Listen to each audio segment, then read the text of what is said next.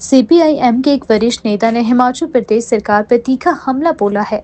उन्होंने कहा कि यह कैसी सरकार है जहां 120 घरों के लोग बेघर होकर तंबू में रहने को मजबूर है और रात भर उन्हें बाहर रहना पड़ रहा है। उन्होंने इस पूरे मामले की जिम्मेदारी राज्य के प्रिंसिपल सीसीएफ पर डालते हुए उन्हें तत्काल बर्खास्त करने की मांग की है। नेता ने कहा कि सरकार का ये रवैया अमाननीय है। प्रशासन आंख मूंद कर बैठा है और प्रभावित परिवारों की कोई सुध नहीं ली जा रही है। उन्होंने कहा कि आम जनता बेवजह परेशान हो रही है। सीपीआई-एम ने सरकार से मांग की है कि इस मामले की तत्काल जांच करवाई जाए और दोषी अधिकारियों के खिलाफ सख्त कार्यवाही की जाए ताकि आम जनता का विश्वास शासन और प्रशासन में बना रहे। उसकी लगातार बेदखली हो रही है और आज बड़ी भारी मन से कह रहा हूं मैं, बड़ी भारी मन से 120 मकान आज बंद हो गए हैं। ये कैसी सरकार है? टेल मी, ये गवर्नमेंट को देना है ना जवाब, मुझे तो नहीं देना इसमें जवाब। 120 घर बंद हो गए हैं और वो तंबू में रह रहे हैं बाहर।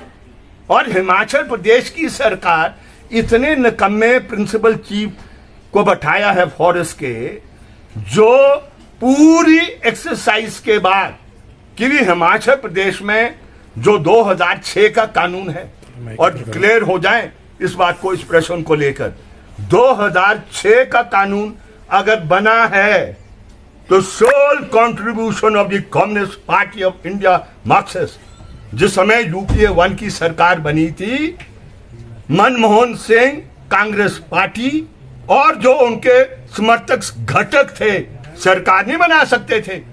209 ही वो मेंबर ऑफ पार्लियामेंट इकट्ठे कर पाए। वाम की उन्होंने मदद ली और वाम ने तो ओनली दी सीपीआई-एम, मैं दोहरा रहा हूं, जिसने कहा हमें कोई मंडल में जगह नहीं चाहिए, कोई मंत्रालय नहीं चाहिए, no ministry, we only want कि भी जो देश की अवाम है, मेहनत कश है, उसके पक्ष में कानून बनना चाहिए। 3 सिफारिशें की थी, कॉमन मिनिमम प्रोग्राम बना था। एक कहा था कि फॉरेस्ट राइट्स एक्ट बने। एक्ट क्यों बने? क्यों सदियों से जंगलों में रहने वाले और जो जनजातीय हैं उनके सेटलमेंट नहीं हुए थे, उनके ये क्या कहते हैं जो जमीन है उनकी मिल्कियत नहीं बनी थी, उसके राइट्स नहीं दिए गए थे। तो ये मांग थी कि फॉरेस्ट राइट्स एक्ट ये देश के अंदर लाया जाए, पहली बात।